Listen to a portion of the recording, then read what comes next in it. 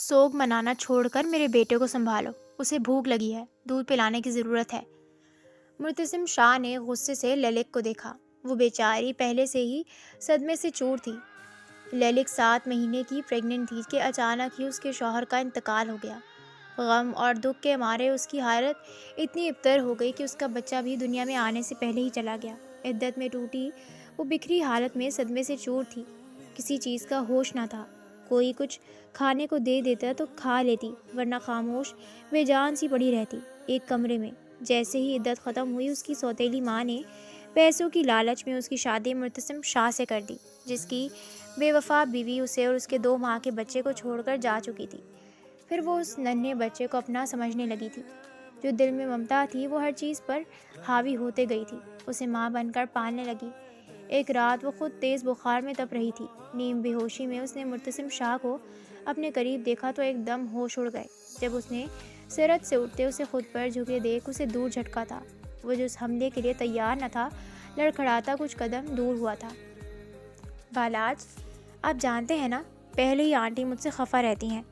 مزید اس پلان کا سنتے سارا مدعا مجھ پر آ جانا ہے کہ میں نے آپ کو فورس کیا ہے جانے کے لیے، اور ویسے بھی میری طبیعت بھی تو ایسی ہے کہ مجھ سے زیادہ دور نہیں جایا جائے گا۔ اس کی بیوی روحاں سی ہوتی اسے الماری میں منہ دیے دیکھ رہی تھی۔ جو اس کی 4 ماہ کی پہلے کی خواہش، جو غلطی سے وہ اس کے سامنے ظاہر کر چکی تھی، اب اس وقت پوری کرنے لگا تھا۔ بالاج، اب کیوں نہیں سنتے میری بات؟ وہ چڑھتی بلند آواز میں تڑک کر بولی۔ وہ پلٹتے اس کے پھولے چہرے کو دیکھتا اس پر جان نچھاور کرنے والی مسکراہٹ سجائے لبوں پر بولا، میرے ہوتے ہوئے کس بات کا خوف ہے آپ کو؟ میں نے آج تک یہ سمجھنے سے قاصر ہوں۔ بالاج اس کے قدم بقدم بڑھاتے قریب آتے اس کے سامنے گھٹنوں کے بل بیٹھا تھا۔ آپ جانتی ہیں نا کہ میں کس قدر محبت کرتا ہوں آپ سے، اور آپ کی خواہش کا احترام کرتا ہوں۔ آپ کی حالت بالکل ٹھیک ہے، ڈاکٹر سے میں ڈسکس کر چکا ہوں۔ موم کی اگر بات ہے تو انہیں مجھ پر چھوڑ دو، میں ہینڈل کر لوں گا۔ میں تو جب آپ نے کہا تھا اس وقت ہی جانا چاہتا تھا، مگر یہ یونی والے مجھے چھوڑنے کو تیار نہ تھے، اور اب یہ جو ونٹر ویکیشنز ہیں تو کیوں نہ اس سے مستفید ہوا جائے۔ موسیٰ اور ہنی بھی ہمارے ساتھ چل رہے ہیں، اس لیے نو مور آرگیومنٹس۔ میں خود اپنی اور آپ کی پیکنگ کروں گا، بس آپ مجھے بتاتے جاؤ۔ جان وارتی نگاہوں سے اس کے من موہنے روشن چہرے کو دیکھتے وہ اس کی آنکھوں پر لب رکھ گیا، تو وہ دل سے مسکراتی نم نگاہوں سے اسے دیکھتی اس کے سینے پر سر رکھ گئی۔ آخر کیوں آپ اتنے اچھے ہیں؟ اس کے دل پر لب رکھتی وہ اس کے سرو پے میں سکون کی لہر دوڑا گئی، کیونکہ آپ اتنی اچھی ہیں۔ اس کے بالوں سے ڈھکے خوبصورت سر پر لب رکھتا وہ اسے سینے میں چھپا گیا۔ بالاج میں یونیورسٹی کا پروفیسر مقرر ہوا تھا۔ 30 سالہ خوبصورت خوش شکل مضبوط سراپے والا مرد یونیورسٹی کی لڑکیوں کی توجہ کا مرکز بنا رہتا۔ ایسے میں للک ابراہیم، جو اسی یونی میں اسٹوڈنٹ تھی، اپنے گھر والوں کی ستائی ہوئی بمشکل اجازت ملتے اسکالرشپ پر اسے وہاں ایڈمیشن ملا تھا۔ سرخ و سفید رنگت، خوبصورت نقوش کی ملکہ، وہ دیکھنے میں کہیں کی بھٹکی شہزادی لگتی۔ اس کے غیر معمولی حسن کی وجہ سے وہ خود کو پردے میں چھپا کر رکھتی۔ نقاب میں نمایاں ہوتی اس کی سرمئی آنکھیں دیکھنے والے کا چین و قرار لوٹ لیتے۔ بالاج میر کو للک شروع میں ہی کافی پسند آئی تھی۔ یہی وجہ تھی کہ وہ اس میں کافی دلچسپی لینے لگا تھا، اور اس نے للک سے اس بارے میں زیادہ بات نہ کی تھی، سیدھا اس کے گھر رشتہ بھیجا تھا۔ بالاج میر کی والدہ کو وہ غریب لوگ پسند نہ آئے تھے، مگر بالاج کی ضد کی وجہ سے وہ خاموش ہو گئے۔ للک کی سوتیلی ماں، جو پہلے ہی اس سے تنگ تھی، پل میں رشتے کے لیے رضامندی دے دی، اور یوں للک اور بالاج کا نکاح کر دیا۔ بالاج میر نے للک کا چہرہ شادی کی رات دیکھا تھا، اور وہ اس کا مزید اسیر ہو گیا تھا۔ اس قدر حسن اس نے پہلی بار دیکھا تھا۔ دوسری جانب بالاج کی والدہ کا رویہ للک کے ساتھ زیادہ اچھا نہ تھا۔ وہ اس سے کھینچی کھینچی رہتی کہ اس نے اپنے حسن کے جال میں ان کے بیٹے کو پھنسا لیا ہے۔ دن گزرنے لگے اور للک اور بالاج میر میں محبت بڑھنے لگی۔ وہ تو پہلے سے ہی اس کا دیوانہ تھا، لیکن للک جو اس سب کے لیے تیار نہ تھی، مگر گھر والوں کے سامنے خاموش ہو گئی تھی، بالاج کے ساتھ خوبصورت زندگی گزارنے لگی۔ وہ اسے ہتھیلی کا چھالا بنا کر رکھتا تھا۔ یہی وجہ تھی کہ دونوں 2 جسم اور 1 جان ہونے لگے تھے، ایک دوسرے میں دونوں کی جان بسنے لگی تھی۔ ایسے میں جب سے انہیں والدین بننے کی خوشی ملی تھی، ان کی زندگی مزید حسین ہو گئی تھی۔ بالاج اس کا خود سے بڑھ کر خیال رکھتا تھا اور اب اس کی پریگنینسی کو 4 مہینے ہو گئے تھے۔ وہ ڈاکٹر سے اس کی کنڈیشن کا پوچھ چکا تھا اور اس کی پریگنینسی کافی سیف تھی کہ بالاج اس کا بے انتہا خیال رکھتا، جس کے کارن وہ پہلے سے اچھی خاصی صحت مند رہنے لگی تھی۔ اس کے لاکھ نانا کرنے کے باوجود وہ لوگ ناران کاغان کے لیے نکل چکے تھے۔ سارا راستہ بہت انجوائے کیا۔ بالاج کا بیسٹ فرینڈ موسیٰ اور اس کی بیوی ساتھ تھے۔ ناران پہنچتے ہی وہ لوگ روم کی کیز لیتے اپنے کمروں میں چلے گئے۔ طبیعت ٹھیک ہے نا میری زندگی؟ لیلک کے قریب جاتے اس کے سر پر ہاتھ پھیرا تو وہ ہلکا سا مسکرا دی۔ جی بس تھک گئی ہوں، کچھ دیر آرام کروں گی تو ٹھیک ہو جاؤں گی، وہ مسکراتی نرم لہجے میں بولی تو وہ بھی اس کے ساتھ وہیں بیڈ پر دراز ہو گیا اور اس کا سر اپنے بازو پر رکھ دیا۔ چلو سو جاؤ پھر، اس کے بالوں میں ہاتھ پھیرتا وہ محبت بھرے لہجے میں کہتا، اسے والہانہ نگاہوں سے دیکھ رہا تھا۔ وہ رب کا جتنا شکر ادا کرتی کم تھا، اسے اس قدر چاہنے والا، عزت دینے والا ہم سفر ملا تھا جس نے اس کی زندگی کے تمام رنج و غم کو جڑ سے مٹا دیا تھا۔ وہ نہیں جانتی تھی ان کی زندگی جو پرسکون اور مطمئن تھی، وہ آگے چل کر کیا ہونے والی تھی۔ وہ چاروں وہاں بہت مزے کر رہے تھے۔ 2 ہفتے ہونے والے تھے انہیں یہاں آئے ہوئے۔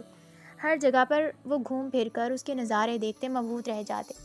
ایسے میں جب انہیں آخر کے 2 دن پہاڑ پر کلائمبنگ کرنے جانا تھا، لیلک نے ساتھ جانے سے انکار کیا تھا کہ اس کا دل بھی صبح سے کچھ بوجھل سا تھا اور دوسرا اس کا وہاں کوئی کام نہ تھا۔ وہ اتنی دیر بیٹھ کر انہیں نہیں دیکھ سکتی تھی۔ یار آ جاؤ نا، یہاں اکیلی رہ کر کیا کرو گی؟ مجھے وہاں آپ کی ٹینشن ہوتی رہے گی۔ بالاج اسے حتی الامکان راضی کرنے کی کوشش کرتا رہا۔ بالاج میری نا آج طبیعت کچھ خراب سی ہے، میں کچھ دیر آرام کرنا چاہتی ہوں۔ آپ لوگ جاؤ اور وہاں ویڈیوز اور پکچرز بنانا اور آ کر مجھے دکھانا، لیکن پلیز مجھے فورس نہ کریں، میرا بالکل موڈ نہیں جانے کا۔ وہ نرمی سے گویا ہوئی تو اس کی خراب طبیعت کا سن کر وہ بھی جانے سے انکار کر گیا۔ میں نہیں جاؤں گا۔ آپ نے پہلے کیوں نہیں بتایا آپ کی طبیعت خراب ہے؟ میں یہاں کسی سے پوچھتا ہوں، ہم ڈاکٹر کے پاس چلتے ہیں۔ وہ متفکر سا اسے دیکھتے بولا تو وہ مدھم سا مسکرا دی۔ اف میرے خدا، بالاج ایسا کچھ نہیں ہے، آپ جاؤ، میری طبیعت کوئی زیادہ خراب نہیں ہے، بس مجھے نیند آ رہی ہے، میں تھوڑی دیر سو جاؤں گی تو ٹھیک ہو جاؤں گی۔ اسے سمجھا بجھا کر وہ زبردستی بھیج چکی تھی، لیکن جانتی نہ تھی کہ آگے کیا انہونی ہونے والی تھی۔ بالاج جو کاغار میں پہاڑ پر کلائمبنگ سے پہلے رسی کو مضبوطی سے باندھ کر پکڑ چکا تھا، اس کے ساتھ موسیٰ اور ہنی بھی تھے۔ جب آدھے سے زیادہ بلندی پر وہ پہنچا تو جھٹکے سے اس کی رسی ڈھیلی پڑی تھی اور وہ لڑکھڑاتا چند قدم نیچے آیا تھا۔ ہوا میں موسیٰ اور ہنی کی بلند آوازیں گونجی تھیں۔ ان کے ساتھ جو کچھ اور ٹورسٹ تھے وہ بھی اس اچانک ہوئی رفتار پر بوکھلائے چیخ اٹھے تھے، اور پھر وہ رسی کھلتی کٹ گئی تھی اور بالاج میر پہاڑ کی بلندی سے نیچے کی جانب گرتا چلا گیا۔ اس نے آنکھیں مچلتے کملہ پڑھا تھا اور ایک آخری کلمہ پڑھا تھا، اور ایک آخری چہرہ جو اس کی آنکھوں کے سامنے لہرایا تھا وہ لیلک اس کی بیوی کا تھا۔ اس کے اپنے بولے گئے الفاظ اس کی سماعتوں میں گونجنے لگے، مجھے آپ کے ساتھ اپنی زندگی جینی ہے۔ نیچے گرتے اس کا جسم بے جان ہوا تھا اور آنکھیں بند، جن میں صرف ایک اپسرا کا چہرہ لہرایا تھا۔ آخری 7 منٹ، یہ وہی آخری 7 منٹ تھے جب اس کی دھڑکنیں ساکن ہو گئی تھیں۔ اس کے دوست ارد گرد لوگوں کا ہجوم برپا تھا جو جھکے اسے آوازیں دیتے رو رہے تھے، چیخ رہے تھے۔ اس کا جسم سر لہو لہان تھا اور لبوں سے آخری وقت میں جو لفظ ادا ہوا تھا وہ تھا لیلک۔ یہ لفظ نہیں، یہ نام نہیں تھا، یہ اس کی کل کائنات تھا۔ وہ اس کے ساتھ جینا چاہتا تھا۔ زندگی اتنی جلدی ساتھ چھوڑ دے گی اس نے سوچا نہ تھا۔ اس کا دل بند ہو چکا تھا۔ آخری 7 منٹ ختم ہو چکے تھے اور ان کے ساتھ ساتھ بالاج میر بھی سب اس واقعے پر حق دق سے افسوس کر رہے تھے، جبکہ موسیٰ اور ہنی چیخ چیخ کر روتے اس وقت لیلک سے بات کرنے کی ہمت جٹا رہے تھے۔ ایمبولینس وہاں آتی اس کی باڈی کو لے جا چکی تھی۔ موسیٰ اور ہنی ساتھ تھے۔ لیلک جو نیند میں اچانک ڈر کر اٹھی تھی، دل پر ہاتھ رکھتی گہری سانسیں لینے لگی تھی۔ اس نے بہت برا خواب دیکھا تھا جس میں بالاج اس کا ہاتھ چھوڑتا پیچھے کی جانب جا رہا تھا۔ اس کا سارا جسم پسینے میں نہا گیا تھا۔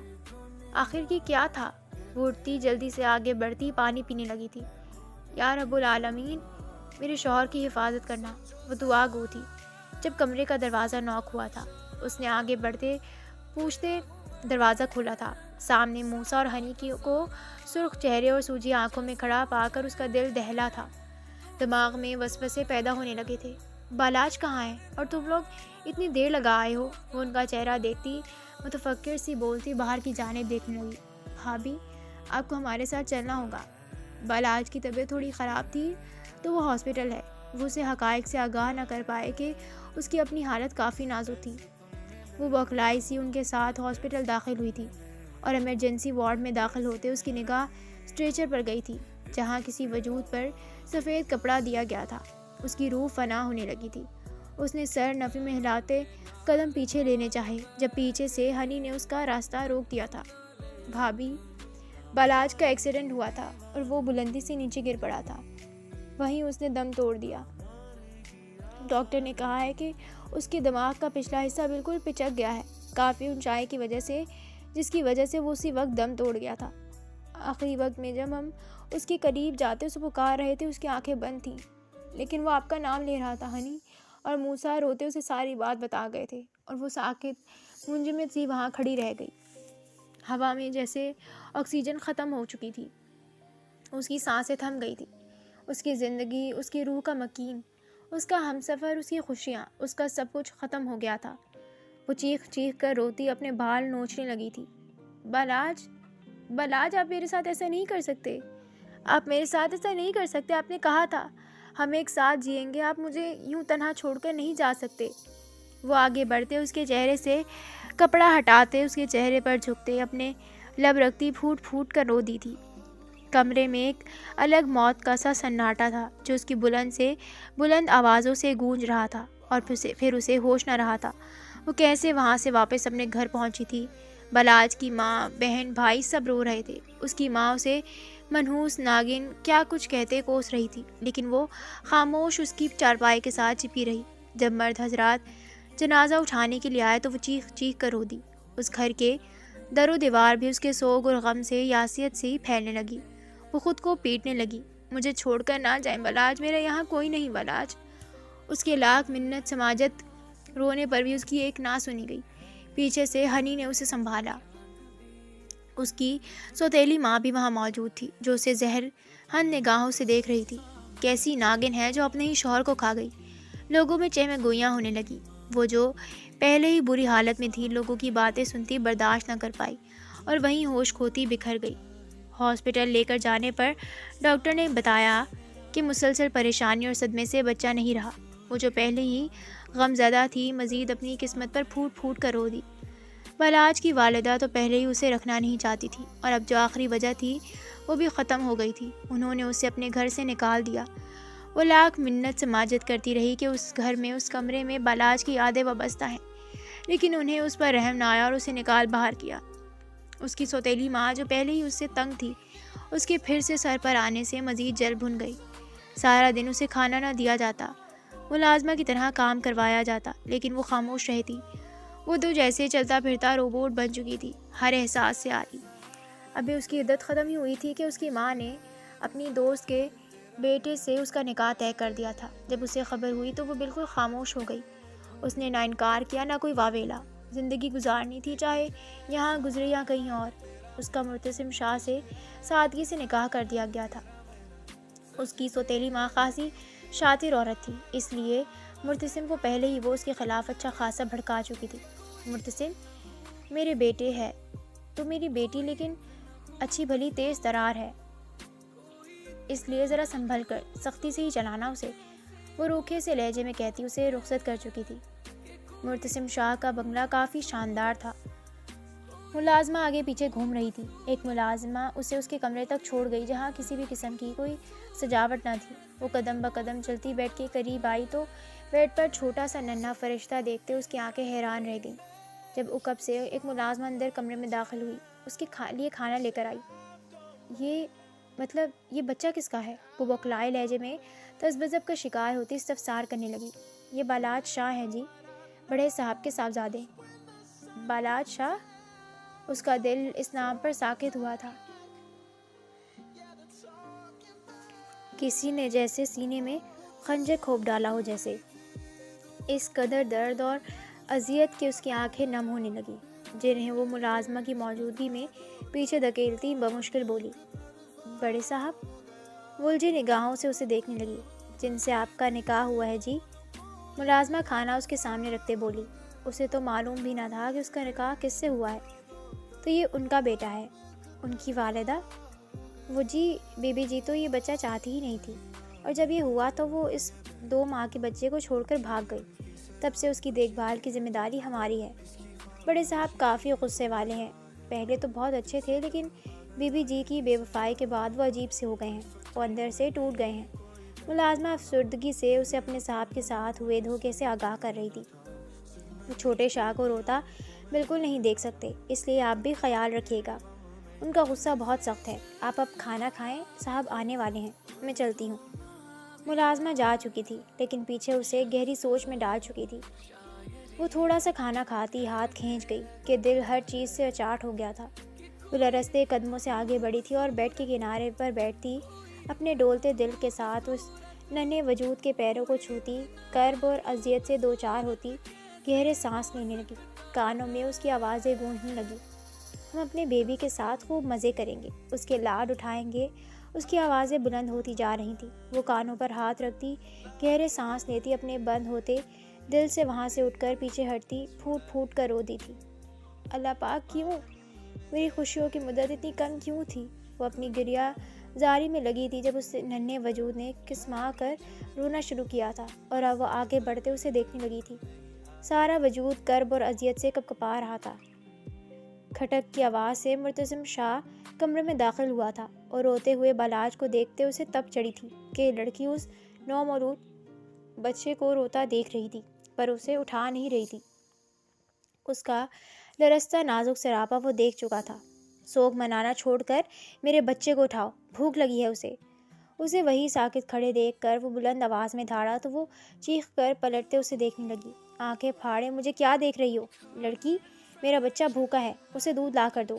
اسے غصے سے دیکھتا وہ گرجا تو وہ کانپ کر رہ گئی۔ میں کیسے؟ اس کا دل پھٹنے لگا تھا۔ Stupid woman! وہ دھاڑتا جھٹکے سے باہر نکلتا ملازمہ کو آواز دینے لگا، جو اگلے 2 منٹ میں وہاں موجود تھی۔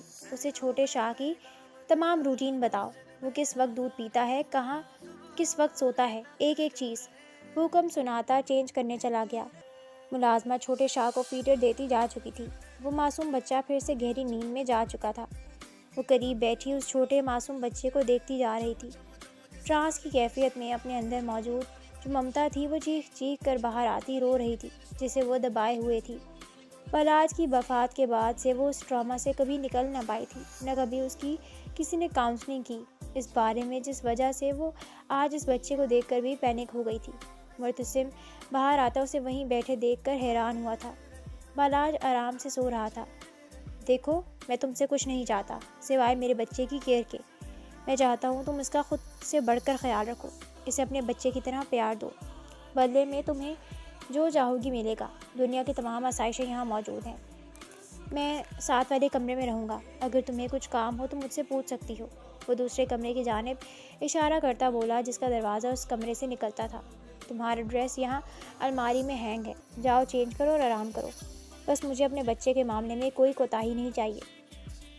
میں نے تم سے نکاح صرف اپنے بچے کے لیے کیا ہے، اور جہاں تک مجھے بتایا گیا ہے کہ تمہیں بھی پیسے کے علاوہ کسی دوسری چیز کی ضرورت نہیں، تو ڈیل ڈن ہوئی تھی۔ وہ حیران پریشان سی اسے سن رہی تھی۔ وہ کون سی ڈیل کی بات کر رہا تھا؟ اس کا دماغ جھنجھنا اٹھا تھا۔ اس نے اس کے سخت چہرے پر نگاہ ڈالی تھی۔ وہ بلا شبہ ایک خوبصورت مرد تھا، لیکن اس سے کیا؟ وہ سونے کا بھی بن کے آ جاتا تو اس کے دل میں جگہ نہیں بنا سکتا تھا۔ وہ سر جھٹکتے اپنا ڈریس لیتی جا چکی تھی۔ پیچھے وہ سخت تیور لیے ساتھ والے کمرے میں جا چکا تھا۔ اس لڑکی کا حسین چہرہ اس کی نگاہوں کے سامنے گھومنے لگا تھا۔ میں کیوں سوچ رہا ہوں اسے؟ یہ ساری لڑکیاں ایک جیسی ہوتی ہیں، پیسے کی پجارن۔ وہ سر جھٹکتے کروٹ بدل گیا۔ اس نے اپنی پہلی بیوی کو دنیا جہاں کی تمام نعمتیں دی تھیں، ہر چیز اس کے قدموں میں ڈھیر کر دی۔ اس کے ساتھ 12 ملک وہ گھوم چکا تھا۔ اس نے جو کہا، جیسے کہا اس نے کیا، اس کی تمام خواہشوں کا احترام کیا۔ بدلے میں اس نے اولاد پیدا ہونے پر اس سے بے وفائی کی اور اس پر خلا کا کیس کر دیا، جس میں صاف لکھا تھا کہ وہ اس کے ساتھ نہیں رہنا چاہتی اور نہ اپنا بچہ لینا چاہتی ہے، اور جانے کتنے پیسوں کا کیس تھا۔ وہ بالکل ٹھیک اس کے ساتھ خوش تھی، لیکن ایک دن جانے اسے کیا ہوا کہ وہ اپنے تمام زیورات اور اچھی خاصی بھاری رقم لے کر فرار ہو گئی اور الٹا اس پر کیس کر دیا۔ اس دن سے وہ ٹوٹ گیا۔ اس کا عورت پر سے اعتبار اٹھ گیا۔ وہ اپنا بچہ ملازمہ کے ہاتھوں پلتا نہیں دیکھ سکتا تھا۔ ایسے میں اسے اس کی والدہ کی دوست نے للک کا بتایا کہ اس نے جان بوجھ کر اپنے شوہر سے علیحدگی اختیار کی، اور جھوٹی کہانی جس میں للک کو کافی برا دکھایا گیا۔ وہ یہ نکاح اپنی فطری ضرورت کے لیے نہیں بلکہ اپنے بچے کے لیے کر چکا تھا، اور اس سے بڑھ کے للک کی اس کی نظر میں کوئی عزت نہیں سوائے وہ اس کے کہ وہ یہاں بلاد شاہ کے لیے موجود ہے۔ سوچیں مزید اس کے ذہن کو زہر آلود کرنے لگی تو وہ سر جھٹکتے آنکھیں موند گیا۔ جب وہ ڈریس چینج کرتی واپس آئی تو وہ کمرے میں موجود نہ تھا، ہاں لیکن وہ ننھا فرشتہ آنکھیں کھولے اپنی موٹی موٹی خوبصورت آنکھوں کو مٹکاتے اسے خود پر جھکے دیکھ رہا تھا۔ للک جو اپنے ڈر، خوف اور دہشت کے مارے اس سے دور تھی، اس پر جھکے اس کے ایک ایک نقوش کو والہانہ پن سے نہارتی جا رہی تھی۔ جب وہ چھوٹو بیوی کا سمایا تو وہ جھکتے اپنے خوف اور ٹراما پر بتدریج قابو پاتے اسے اپنے کانپتے ہاتھوں سے اٹھاتے سینے میں بھیج گئی، اور پھر اس ساکت ماحول میں اس کی دل سوز ہچکیاں گونجنے لگیں۔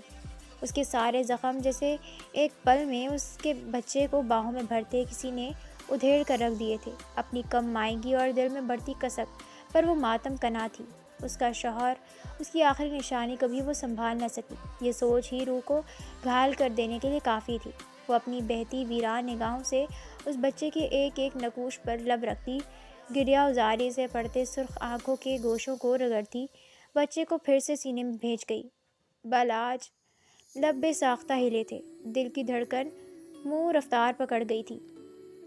وہ بالاج کو بستر پر لٹاتے قریب پڑے تھرمس سے نیم گرم پانی فیڈر میں ڈالتے اس کا دودھ تیار کرنے لگی، اور پھر تھوڑی ہی دیر میں اسے گود میں بھر کر سلاتے اسے اپنے سینے سے لگاتی، اسے پیاسی نگاہوں سے نہارتی، خود بھی گہری نیند میں چلی گئی۔ مرتسم اور اس کا سامنا کم ہی ہوتا تھا۔ وہ اپنے بچے کو اٹھاتے کچھ وقت اس کے ساتھ گزارتا اور سونے چلا جاتا۔ نہ دوبارہ مرتسم نے کبھی اسے کلام کرنے کی کوشش کی، اور نہ للک کو اس سے بات کرنے کی ضرورت محسوس ہوئی۔ دن تیزی سے گزرنے لگے۔ للک کی دوستی گھر کی ملازمہ اور ان کی خاص ملازمہ بوا سے بھی ہو گئی تھی، جنہوں نے شروع سے وہاں کام کیا تھا اور مرتسم کو اپنے ہاتھوں میں پالا تھا۔ وہ اسے مرتسم اور اس کی فیملی کے بارے میں کافی کچھ بتا چکی تھی، کیسے اس کی والدہ کا انتقال ہوا اور پھر اس کی بیوی کا اسے چھوڑ کر جانا۔ للک سب کچھ خاموشی سے سنتی رہی، اسے اس میں کوئی دلچسپی نہ تھی۔ اس کی زندگی، اس کی روح و جان کا مالک صرف ایک وجود تھا، اور وہ تھا اس کا شریک حیات بالاج میر، جو اسے چھوڑ کر جا چکا تھا۔ باقی دنیا اور لوگوں کی اس کی نظر میں کوئی وقت نہ تھی۔ ہاں البتہ بالاج کا وہ خود سے بڑھ کر خیال رکھتی تھی۔ مرتسم بوا اور باقی ملازموں سے اکثر اس کے متعلق پوچھتا، بالاج کی طبیعت اور اس کی صحت، لیکن وہ اسے شکایت کا ایک بھی موقع نہ دیتی کہ بالاج ماشاءاللہ سے 4 ماہ کا ہونے والا تھا، اور اس کی صحت سے وہ ماشاءاللہ کافی صحت مند اور بڑا لگتا تھا۔ للک اسے اپنی صحیح اولاد سے بڑھ کر پال رہی تھی۔ یہ کہا جائے تو زیادہ بہتر ہے کہ وہ لاشعوری طور پر اسے اپنی اولاد تسلیم کر چکی تھی۔ مرتسم بھی کافی مطمئن اور پرسکون تھا۔ وہ 2 مہینے سے اس لڑکی کو دیکھتے نوٹس کر رہا تھا کہ جیسا اسے اس کی والدہ نے کہا تھا وہ ویسی تو بالکل بھی نہ تھی۔ وہ خاموش مزاج، نرم لہجے والی، بھولی بھالی سی نازک سی لڑکی تھی جو اس کی جانب دیکھتی تک نہ تھی۔ مرتسم شش و پنج میں مبتلا اسے بالاج کو چینج کرواتا اور پیار کرتا دیکھ رہا تھا، جو اسے دیکھتا چھوٹے سے ہونٹوں کو گول کرتا باتیں کرنے کی کوشش میں تھا۔ یہ لڑکی کیسے پیسے کے پیچھے مجھ سے شادی کر سکتی ہے؟ آج تک اس نے مجھ سے کوئی فرمائش نہیں کی، حتیٰ کہ مجھ سے اپنی فطری ضروریات کے لیے بھی کوئی ڈیمانڈ نہیں کی۔ وہ انہی سوچوں میں غرق اضطراب کا شکار ہوتا وہاں سے اٹھ کر اپنے کمرے میں جا چکا تھا۔ اس کا سفید سٹالر میں چھپا پر نور چہرہ اس کی نگاہوں کے سامنے رقص کرنے لگا تھا۔ میں کیوں سوچ رہا ہوں اسے؟ Damn it! اسے خود پر غصہ آنے لگا تھا۔ اگلے دن اس نے صبح ہی للک کو اپنے دوست اور اس کی بیوی کے آنے کی اطلاع دی تھی، اور اسے کہا تھا کہ اپنی موجودگی میں سب کچھ ریڈی کروائے۔ وہ ناسمجھی سے اسے دیکھ رہی تھی کہ وہ سب اسے کیوں بول رہا ہے، لیکن جی بہتر کہتی خاموش ہو گئی۔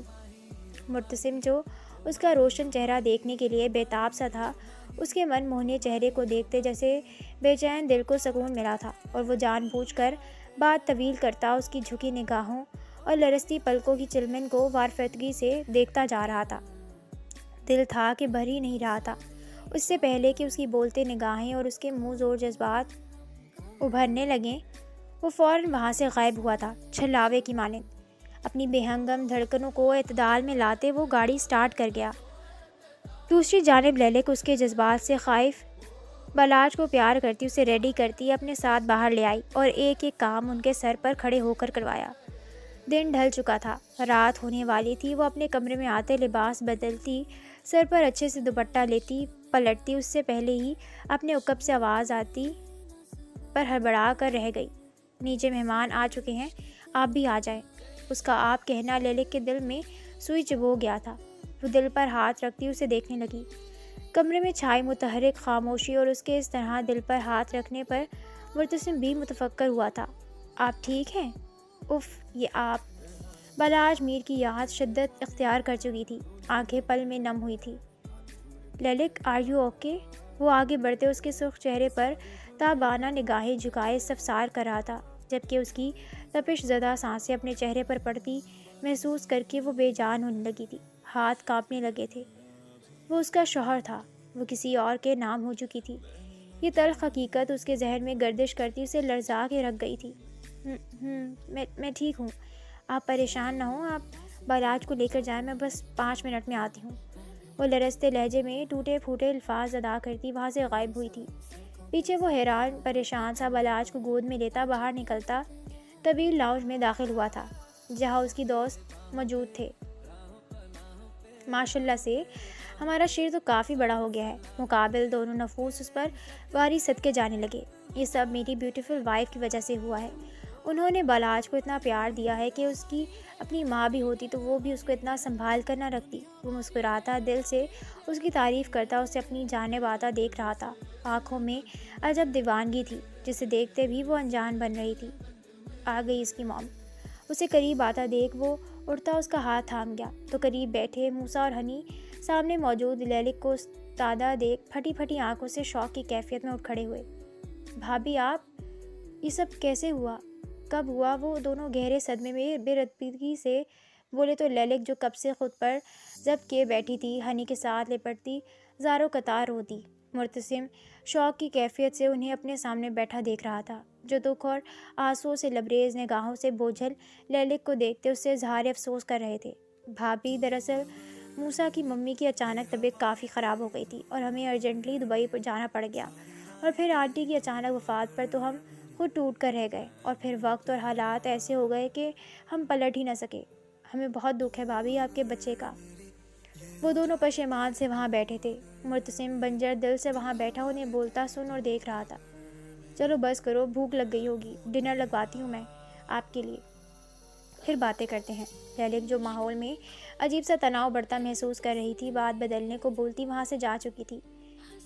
پیچھے وہ دونوں مرتسم کے ساتھ بیٹھے تھے۔ مرتسم بھائی، میں بہت خوش ہوں آپ دونوں کے لیے۔ للک بہت اچھی لڑکی ہے، آپ اس کا بہت خیال رکھیے گا۔ اس نے زندگی میں بہت دکھ جھیلے ہیں۔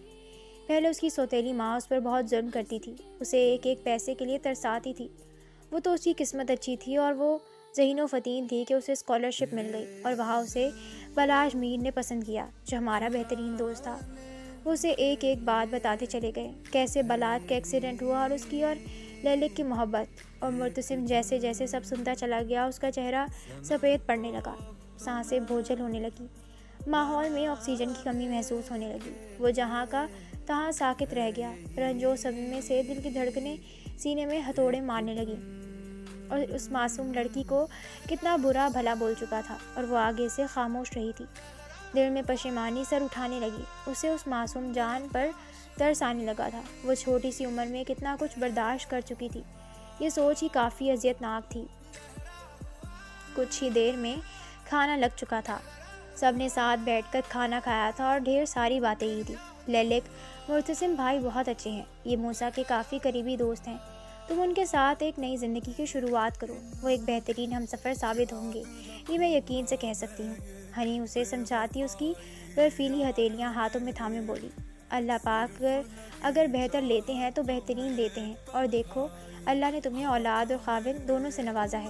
بلاج تمہارا کل تھا اور مرتسم بھائی آج ہے، سب بھلا دو اور آگے بڑھو، زندگی تمہیں ایک اور موقع دے رہی ہے۔ وہ اسے سمجھاتی، اس کے بہتے آنسو صاف کرتے، ایک بہترین شام ساتھ گزارتے جا چکے تھے۔ پیچھے دونوں اپنے اپنے دکھوں اور خدشوں میں گھرے اپنے کمروں میں جا چکے تھے۔ یوں ہی بے ربط سے دن گزرنے لگے۔ مرتسم اب وقت پر گھر آنے لگا تھا۔ اس میں یہ بدلاؤ آیا تھا جو وہ محسوس کر چکی تھی۔ آج ان کا پلان شاپنگ پر جانے کا تھا۔ چلیں؟ وہ لاؤنج میں کھڑا اسے باہر نکلتے دیکھ رہا تھا، جو خود کو بڑی سی شال میں کور کیے آگے بڑھی تھی اور اس بات میں سر ہلاتے بالاج کو اٹھائے اس کے ساتھ بڑھنے لگی تھی۔ وہ اس کے لیے آگے بڑھتے دروازہ کھول گیا تھا۔ مرتسم کے دل و دماغ میں وہ لڑکی گہرا اثر ڈال گئی تھی کہ ہر وقت اس کا چہرہ اس کی نگاہوں کے سامنے گھومنے لگتا تھا۔ وہ گاڑی میں بیٹھتا، گاڑی سٹارٹ کر گیا۔ وہ بالاج کے ساتھ باتیں کرتی اسے مکمل نظر انداز کر رہی تھی اور یہ چیز مرتسم کو بری طرح چبھنے لگی تھی۔ وہ اپنے بیٹے سے جلن محسوس کرنے لگا تھا۔ اسے خود اس بات پر یقین نہیں آ رہا تھا، لیکن وہ گاڑی میں بیٹھے سوچ رہا تھا کاش وہ بالاج کو گھر ہی چھوڑ آتا۔ آخر تنگ آتے اس نے سانگ لگا لیا تھا۔ گاڑی میں سر بکھرنے لگے تھے جو اس کے دل کی ترجمانی کر رہے تھے۔ تجھے میں پیار کروں اور اتنا پیار کروں کہ جب تلک میں جیوں صرف تیرا انتظار کروں۔ دلوں کی بات نہیں جانتے یہ سب زباں والے، وفا کو جرم سمجھتے ہیں یہ سب جہاں والے۔ اگر یہ جرم ہے تو یہ جرم بار بار کروں کہ جب تلک میں جیوں صرف تیرا انتظار کروں۔ تیری خوشی نہ ہو شامل تو پھر خوشی کیا ہے؟ تیرے بغیر جو گزرے وہ زندگی کیا ہے؟ کئی صدی میں تیرے پیار پہ نثار کروں کہ جب تلک میں جیوں تیرا انتظار کروں۔ تجھے میں پیار کروں اور اتنا پیار کروں کہ جب تک جیوں تیرا انتظار کروں۔ للک کی نگاہوں کے سامنے ایک چہرہ لہرایا تھا اور وہ شدت سے آنکھیں میچتی اپنے آنسوں کا گلا گھونٹ رہی تھی جو باہر نکلنے کو بےتاب تھے۔ پلیز یہ بند کر دیں، میرا دل گھبرا رہا ہے۔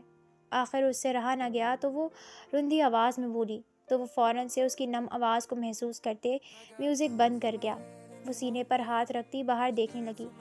دل لرزنے لگا تھا جبکہ مرتسم اس کے ساتھ کسی اور کا خیال کرتا انگاروں پر لوٹنے لگا تھا۔ وہ مال داخل ہو چکے تھے اور پھر دونوں نے مل کر بالاج کی خوب شاپنگ کی تھی اور اس کے لاکھ انکار پر بھی وہ اپنی پسند کے 10-15 جوڑے اس کے لیے بھی خرید چکا تھا۔ وہ دونوں بالاج کے رونے اور کیفے کی جانب قدم بڑھا گئے تھے اور اسے فیڈ کرواتے وہ خود بھی ہلکا پھلکا آرڈر کر چکے تھے۔ دونوں ایک بھرپور دن گزار کر واپس آئے تھے۔ مرتزم اب اپنا زیادہ وقت ان کے ساتھ گزارنے لگا تھا۔ دن تیزی سے گزر رہے تھے۔ لیلک بھی پرسکون تھی کہ کم از کم اس کی زندگی میں کوئی مضبوط بازو تو تھا جو اس کا خیال رکھ سکتا تھا، اور سب سے بڑھ کر یہ بچہ اس کی زندگی بن چکا تھا۔ ایسے ہی ایک دن وہ لان میں بیٹھی سردیوں کی دھوپ سے لطف اندوز ہوتی بالاج کو گود میں لیے بیٹھی تھی کہ اس کی سوتیلی ماں اور بہن مین گیٹ سے داخل ہوتے اسے دکھائی دیے تھے اور وہ ان کے بڑھتے قدم اپنی جانب آتے دیکھ کر ایک پل میں پسینے میں نہا گئی تھی۔ اس کا ٹراما جو اتنے عرصے سے دب گیا تھا انہیں دیکھتے ایک بار پھر سے واپس لوٹ آیا تھا۔ کیسی ہو میری بچی؟ اس کی ماں اس کے قریب آتے اس کے سر پر ہاتھ رکھتے بے انتہا پیار محبت سے گویا ہوئی تو قریب کھڑی ملازمہ اپنی مالکن کے پیلے پڑتے چہرے کو دیکھ کر پریشان ہو گئی تھی۔ میری بیٹی خوش ہونا، دیکھا میں نے تمہارے لیے کتنا اچھا فیصلہ لیا تھا۔ اس وقت میں یہاں نور کی شادی کے سلسلے میں آئی تھی۔ تم اپنے شوہر سے بات کرو کہ وہ میری بیٹی کے لیے اپنے جیسا کوئی امیر کبیر شخص تلاش کرے، ورنہ میں ایسی چال چلوں گی کہ وہ خود نور سے شادی کے لیے رضامند ہو جائے گا۔ وہ کروفر سے کہتی مسکراتی وہاں سے جا چکی تھی۔ پیچھے وہ بالاج کو ملازمہ کو تھماتے کانپتے لرزتے قدموں کے ساتھ اپنے کمرے کی جانب بڑھ گئی تھی اور پھر وہ دروازہ بند کرتی روتی وہی فرش پر ڈھیر ہو گئی تھی۔ اس کا جسم کانپنے لگا تھا، اسے پینک اٹیک آنے لگا تھا۔ لوگ جانتے ہی نہیں ہیں کہ پینک اٹیک دراصل ہے کیا۔ اس میں دل کی دھڑکن تیز ہو جاتی ہے، سانس لینا مشکل ہو جاتا ہے اور پسینہ آنے جیسی خوفناک جسمانی علامات ظاہر ہوتی ہیں۔ حالانکہ کوئی حقیقی خطرہ نہیں ہوتا، یہ احساس ہو سکتا ہے کہ آپ بے قابو ہو رہے ہیں یا مر رہے ہیں۔ سارے خیالات اور واقعات آپ کے سامنے فلم کی طرح گھومنے لگتے ہیں۔ ایسے میں خود پر قابو پانا، اپنے نفس کو قابو میں رکھنا بہت ضروری ہے۔ وہ گزرے 6 ماہ سے بالکل تندرست تھی کہ اس کی بڑی وجہ کثرت سے تسبیحات کرنا اور دوسرا اس کا بیٹا تھا جو اسے ان تمام حالات سے باہر نکلنے میں مدد دے رہا تھا۔ روتی گھٹتی سانسوں سے وہیں آنکھیں موند گئی تھی۔ جب مرتسم گھر میں داخل ہوا تو ملازمہ نے اسے تمام صورتحال سے آگاہ کیا تھا۔ وہ بے انتہا اشتعال اور ضبط سے اپنے کمرے کی جانب بڑھا تھا اور تیزی سے بڑھتے دروازے کو کھولا تھا جہاں وہ بستر پر ڈھیر ہوئی تھی۔ آگے بڑھتے اس کے سرخ چہرے پر نگاہ ڈالی تو مٹے ہوئے آنسو کے نشان دیکھتا وہ اسے ہوش و خرد سے بیگانہ دیکھتے جھکا تھا، لیکن اس سے پہلے ہی وہ اپنی سرخ سوجی آنکھیں کھولتے اس کے سینے پر ہاتھ رکھتی دباؤ بڑھاتے اسے دور جھٹک گئی تھی۔ دور ہو جاؤ میرا بیٹا، میرا بچہ، تم اسے نہیں لے جا سکتے، وہ ہذیانی سی کیفیت میں مبتلا چیخی تو مرتسم جو لڑکھڑا کر دور ہوا تھا اس کے آنسو سے تر چہرے اور پسینے سے بھیگے وجود کو دیکھتا متفکر بے چین سا آگے بڑھتے اسے سینے میں بھینچ گیا تھا۔ کچھ نہیں ہوا للک، ہمارا بیٹا بھی یہی ہے، آپ ریلیکس رہیں۔ اس کے سر پر ہاتھ پھیرتے وہ اس کے لرزتے وجود کو سینے میں پیوست کرتے ضبط سے سرخ پڑتے چہرے پر سخت تاثرات لیے لب بھیج گیا۔ وہ یقیناً ان دونوں ماں بیٹی کا برا حشر کرنے والا تھا، لیکن انہوں نے کہا وہ لے جائیں گی، مجھے سب سے دور کر دیں گی۔ وہ متوش سی اس کے سینے پر سر رکھتی بولی تو مرتسم کو اپنا دل ڈولتا محسوس ہوا۔ وہ ابھی اپنے خواص میں نہ تھی، وہ جانتا تھا ورنہ وہ کبھی اس کے قریب نہ آتی۔ وہ لب بھیج گیا، کچھ نہیں کر سکتا کوئی بھی، میں ہوں نا، میرے ہوتے میری بیوی کو کوئی ہاتھ تک نہیں لگا سکتا۔ میں ایک کو ایسی سزا دوں گا کہ دوبارہ کبھی پلٹ کر میری بیوی پر سخت نگاہیں تک نہیں ڈال سکیں گے، بس آپ دیکھتی جاؤ۔ اس کے بال سہلاتے اس کے سر پر لب رکھتے وہ عقیدت اور احترام سے بولتا اسے تسلیاں دینے لگا۔ بوا کو بالاج کو لانے کا کہتا وہ اس کے قریب بیٹھ گیا جو اب قدرے بہتر محسوس کر رہی تھی۔ بالاج کے آتے ہی وہ اسے سینے سے لگائے چٹا چٹ چوم گئی۔ میرا بیٹا، میرا بچہ، میرے دل کا ٹکڑا، میں کسی کو نہیں دوں گی اپنے بچے کو۔ وہ بے انتہا محبت اور وارفتگی سے اس کے ساتھ باتیں کرتی اسے سینے سے لگائے سو چکی تھی، لیکن مرتسم کو چین نہیں آنے والا تھا۔ اس نے ایک نمبر ملایا تھا اور اسے ہدایت دیتا کام ہو جانے کا کہتا فون بند کر گیا۔ اگلا دن قدرے روشن اور خوبصورت تھا۔ سورج کی روشنی میں وہ بیٹھی اس کی تابناکی کو محسوس کرتے بالاج کو دھوپ لگوا رہی تھی جب اس کی ماں اور بہن روتی ہوئی وہاں بھاگتی آئی تھیں اور اس کے پاؤں میں گر کر معافیاں مانگنے لگیں۔ خدارا ہمیں معاف کر دو، ہمارے سارے گناہوں کی ہم معافی مانگتے ہیں۔ وہ اس کے پاؤں تھامے گڑ گڑانے لگی تو وہ بوکھلا کر پیچھے ہٹی تھی۔